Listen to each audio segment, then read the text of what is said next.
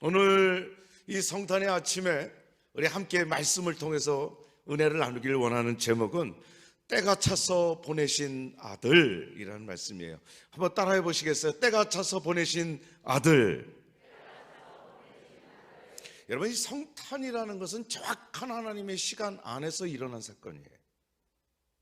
어느 날 우연히 일어난 사건이 아니라 하나님이 만세 전부터 계획하시고 모든 것을 준비한 그때가 다 되었을 때에, 그때 우리 예수님께서 이 땅에 태어나셨다는 말이에요.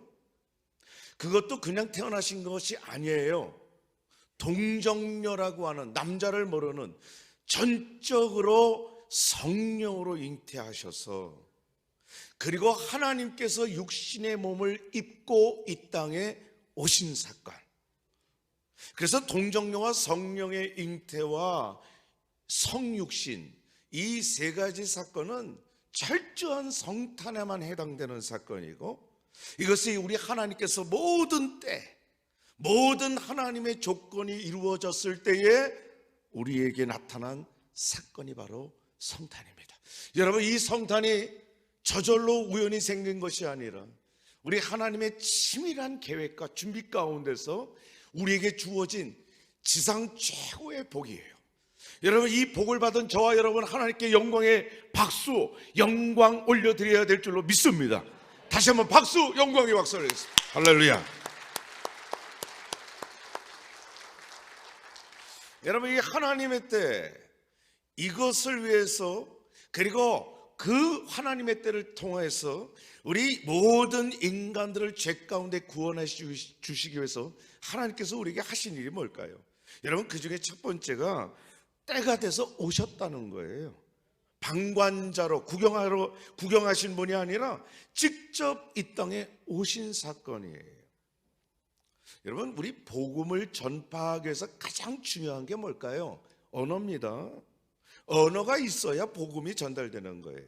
그래서 지금도 저 아프리카에 얼마나 많은 부족들이 있는지 모릅니다. 아프리카가 자원도 많고요, 인간도 많아요, 날씨도 굉장히 좋습니다. 그런데 이렇게 선진국이 되지 못하고 항상 자기들끼리 싸우는 이유는 그들이 수많은 부족으로 나뉘어서 서로 싸워요. 그 역사는요, 많은 것이 합쳐진 거예요. 노예 파는 것부터 시작했어요. 자기들끼리 노예 잡아서 미국에 팔고 이러면서 서로의 앙금이 남아있어요. 이게 얼마나 오래된 뿌리가 깊은 역사인지 몰라요. 그럼에도 불구하고 어떤 수많은 부족 가운데는 언어 자체가 없어요.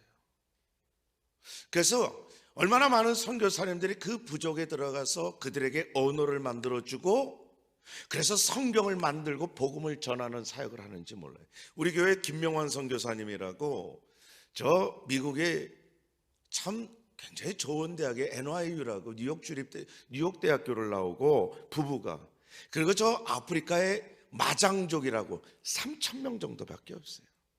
그들에게 언어를 만들기 위해서 일평생 지금 들어가 있어요. 그들에게 신약 성경을 만들었고요, 지금은 한참 구약 성경을 만들고 있어요. 참 제 친구이지만 얼마나 귀한 분인지 몰라요. 그 좋은 실력과 지식을 그들에게 언어를 만들기 위해서 들어가서 일평생을 바치는 거죠. 그래서 그들에게 언어를 만들어주고 글자를 만들어주고 그리고 성경을 만들어서 복음을 전하는 거예요. 여러분, 이런 복음을 전하는 것, 이것은요, 하나님께서 준비한 언어 덕분이에요. 언어가 없으면 절대로 안 돼요. 그래서 여러분, 하나님이 때가 됐다라는 것, 하나님이 준비하신 것 중에 첫 번째는 언어를 준비하신 거예요. 어떻게 언어를 준비하셨어요? 그때 당시에 여러분, 인류의 역사의 무대는 지중해를 중심으로 있습니다. 그 지중해 패권을 잡은 자가, 그 나라가 전 세계를 잡는 거죠. 알렉산더 대왕이라고 하는 그 대왕이 나타났어요. 아프리카, 유럽, 소아시아, 아시아까지 걸쳐서 엄청난 대권을 잡아 나라를 정복했습니다. 그 알렉산더가 나라를 정복하고 자기의 나라 언어인 헬라어를 보급했어요. 그런데 그 알렉산더가 죽자마자 곧바로 나라가 다 망했죠. 그 뒤를 이어서 로마가 그 알렉산더가 잡았던 그리고 정복했던 나라보다 더 많이 정복했어요. 근데 로마는 라틴어를 씁니다. 그런데 정복했지만 언어는 정복이 안 되는 거예요. 그래서 많은 역사학자들이 그러죠. 로마가 땅은 차지했을지 몰라도 언어는 못 잡았다. 이미 헬라어가 전 그 지역에 공용어가 되어 있어요. 그러니까 로마도 할 수 없이 헬라어를 공용어로 쓰는 거예요. 그들의 라틴어와 함께. 근데 성경은 그 공용어 중에 헬라어로 완전히 보급되는 거예요. 히브리어 성경도 헬라어로 번역해서 보급됩니다. 그러니까 여러분, 자연스럽게 언어가 전 세계로 공급될 수 있도록 하나님께서 인류의 정복 전쟁을 통해서 그걸 준비시켜 주시는 거예요. 그 중에 하나가 언어라는 거죠. 또 하나가 땅이에요. 길이라는 말이에요. 길. 로마가 모든 군대를 동원하면서 정복 전쟁을 하기 위해서는 가장 필요한 건 길입니다. 길을 닦아놔야 돼요. 그래야 군대가 출동하죠. 또 어디에서 쿠데타가 일어납니까? 그러면 진압군을 보내기 위해서는 길이 필요한 거예요.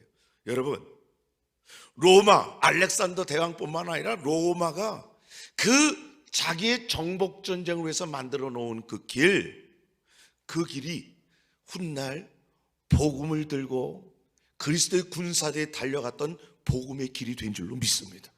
하나님께서 그러한 일들을 준비시켜 주신, 우리 잘 아는 이야기도 있잖아요. 모든 길은 어디로 통한다? 로마로. 얼마나 길을 잘 만들었으면 그런 속담까지 있을 정도로 하나님이요, 우리에게 일을 하시고 때가 참에 일을 하셨는데 우연히 하신 게 아니에요. 이런 언어와 길을 다 만들어 놓으셔서 그 때가 차서 드디어 구원의 사역을 시작하신 거예요. 여러분, 그것만 하신 것이 아니에요. 예수님이 이 땅에 오시기 전 722년에 북이스라엘이 아수르에 의해서 멸망을 당합니다. 그런 남쪽 유다는 BC 586년에 바벨론에 의해서 멸망당해요. 여러분, 그때부터 유대인들은요, 디아스포라, 전 세계를 흩어져서 그곳에서 각자 살아가기 시작해요. 이게 역사가 있는 이유예요. 디아스포라, 흩어지는 거죠. 근데 이 유대인들은 희한한 버릇이 있습니다. 세계 어디를 가든지 자기들끼리는 똘똘 뭉쳐요. 지독합니다, 유대인들이요.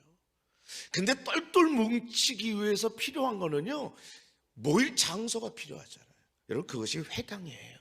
유대인들은 5명만 모이면 회당을 지어요. 먼저 거기서 성경을 가르치고, 거기서 자기의 언어를 자녀들에게 가르치고요, 거기서 하나님께 예배를 드리고. 여러분, 그래서 전 세계를 어디를 가든지 유대인이 있는 곳에는 꼭 회당이 있어요. 이걸 누가 이용했느냐? 사도 바울과 전도자들이요. 다른 데 갈 필요 없습니다. 회당에 가는 거예요. 그러면 일주일에 한번 지발로 다 걸어와요. 거기서 회당에서 예수 그리스도의 복음을 전하니까 회심하기 시작합니다. 그리고 뿐만 아니라 그들과 같이 살고 있었던 이방인들까지도 복음이 전달되기 시작해요. 야, 하나님이 복음을 전하기 위해서 이렇게 회당까지도 예비해 주시고 준비해 주셨구나. 여러분, 이러한 때가 참에 우리 예수님이 오신 거예요. 여러분, 이렇게 오셨기 때문에 저와 여러분이 오늘 하나님의 구원받은 백성으로, 자녀로 하나님께 예배를 드리고 영광 돌리는 이 복을 누리게 되는 줄로 믿습니다. 두 번째로, 이 구원을 위해서 하나님은 자신의 아들 하나밖에 없는 독생자를 이 땅에 보내신 거예요. 때가 돼서 하나님의 아들이 오신 거예요. 우리 4절 말씀 보니 때가 참에 하나님이 그 아들을 보내사 그랬어요. 마태복음 3장 17절 말씀에 보면요, 우리 예수님께서 요단강에서 세례 요한에게 세례를 받으세요. 그리고 나오시면서 하늘에서 선포를 하는 거예요. 이는 내 사랑하는 아들이요 내 기뻐하는 자다. 여러분, 이건 마치 대관식과 같죠. 하나님이 하나님의 자신의 아들을 온 천하에 확인시켜 주시는 말씀. 내가 내 아들을 이 땅에 보냈노라. 뿐만 아니라 요한복음 3장 16절 말씀에 하나님이 세상을 이처럼 사랑하사 독생자를 주셨어요. 이는 저를 믿는 자마다 멸망치 않고 구원시키기 위해서 독생자를 보내주셨다. 우리 하나님이 이러한 말씀들을 누누이 말씀하시는 거예요. 오늘 본문에도 때가 참에 하나님이 자기 아들을 보내셨어요. 여러분, 우리 하나님께서는 우리를 구원하기 위한 구속사역을 위해서 하나님의 아들을 이 땅에 보내주시고 자기의 하나뿐인 독생자 아들 예수 그리스도를 믿기만 하면 영원토록 생명을 주시겠다. 여러분, 이 날이 바로 성탄의 날이고 이 구원의 시작이 이 성탄을 통해서 시작된 줄로 믿습니다.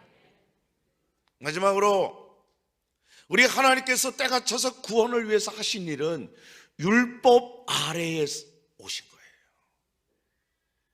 참 이 말씀은 쉽지는 않아요. 4절 끝에 보니까 여자에게서 나게 하시고 율법 아래에 나게 하셨다는 거예요. 만약에 우리 예수님께서 이 땅에 오시는데 성경 말씀으로라도 율법과는 상관이 없이 오셨다라고 한다면 우리의 죄는 용서받을 길이 없는 겁니다. 우리의 모든 인류는 우리 예수님께서 오시기 전까지 자동적으로 율법 아래에 있는 거예요. 율법 아래서 태어났고 율법 아래서 죄를 짓고 율법 아래서 저주받아 죽을 수밖에 없는 거예요. 그런데 오늘 말씀 보니까 율법 아래에서 나게 하셨대요. 이것은 우리로 하여금 멸망하여 죽게 된 저와 여러분들을 그 율법 아래서 건져주시고 그리고 그 율법을 완성하시기 위해서 이 땅에 오셨다는 것을 말씀하시는 거예요. 그래서 우리 예수님은 율법을 폐하러 온 것이 아니라 나는 율법을 완전케 하기 위해서, 완성시키기 위해서 오셨다는 거예요. 여러분, 율법 아래에서 난다는 건 뭡니까? 율법은 하나님의 거룩성을 이야기하시는 거예요. 그 거룩성 기준에서 하나님의 죄라고 하는 범위를 벗어날 인생이 있습니까? 어떻게 있습니까? 생각만 해도 죄인데, 행동하는 것만이 아니라 마음의 음욕을 품어도 이미 간음했다고 말할 정도인데 그 율법의 수준을 어떤 인간이 지킬 수 있습니까? 당연히 그래서 우리 모든 인생은요, 율법 아래서 하나님의 저주를 받아서 죽을 수밖에 없는 거예요. 사형 선고를 받고 이미 죽은 목숨이었단 말이에요. 그렇다고 누가 지킬 방법이나 있어요? 절대 불가능해요. 우리 하나님께서 히브리서 9장 22절 말씀에 피 흘림이 없은즉 사함이 없느니라고 하는 아주 율법의 가장 중요한 기준을 말씀하셨잖아요. 이 율법 아래서 벗어나기 위해서는 피 흘려야 돼. 그렇지 않으면 용서받을 길이 없는 거예요. 그렇다면 우리 예수님께서 율법을 초월해서 오시면 피 흘릴 방법이 없어요. 율법을 대속해서 만족해서 우리에게 죄 용서할 방법이 없는 거예요. 그래서 율법 아래 태어나시고, 그래서 율법이 요구하는 죄 사함을 위해서는 피 흘려야 된다. 그 하나님이 하신 말씀 율법을 다 이루면서 예수님의 피를 통해서 우리의 죄를 완불해 주신 거예요. 그래서 우리는 이제 율법과 죽음에서 해방받은 민족, 율법에서 해방받고요, 죽음에서 자유롭게 돼. 이것이 바로 우리 성탄을 통해서 저와 여러분들에게 하나님께서 주신 복인 줄로 믿으시길 바랍니다. 갈라디아서 3장 13절 말씀에 그리스도께서 우리를 위하여 저주를 받은 바 되사 율법의 저주에서 우리를 속량하셨으니, 율법의 저주에 있는 저와 여러분들을 우리를 위하여 스스로 저주를 받아서 피 흘려 죽어주심으로 말미암아 이제 우리의 가장 큰 죄의 문제, 죽음의 문제를 피 흘려서 해결해 주심으로 저와 여러분들을 해방시켜 주시고, 저와 여러분들을 이제는 율법에서 자유롭게 하나님의 자녀가 되는 생명의 길, 구원의 길, 영원한 하나님의 자녀가 되는 길을 만들어 주신 그 하나님, 여러분, 오늘이 바로 그 성탄의 날이고요, 그 구원이 시작된 이 날, 그래서 우리가 기뻐하는 거예요. 그래서 하나님께 할렐루야 감사하는 거예요. 여러분, 일평생 때가 참에 하나님께서 우리를 위하여 언어를 만들어 준비시켜 주시고, 길을 준비시켜 주시고, 회당을 통해서 복음을 전하게 해 주시고, 그리고 우리로 하여금 마음껏 율법 아래서 예수 그리스도로 말미암아 구원받게 해 주신, 여러분, 바로 그 예수 그리스도가 나의 주, 나의 하나님, 나의 주, 나의 하나님. 여러분, 예수 그리스도가 여러분의 일평생에 흔들림이 없는 나의 주, 나의 하나님이 돼서, 여러분, 오늘 이 성탄 마음껏 하나님께 영광 돌리고 마음껏 하나님을 영화롭게 하는 우리 모두가 되기를 주의 이름으로 축복합니다.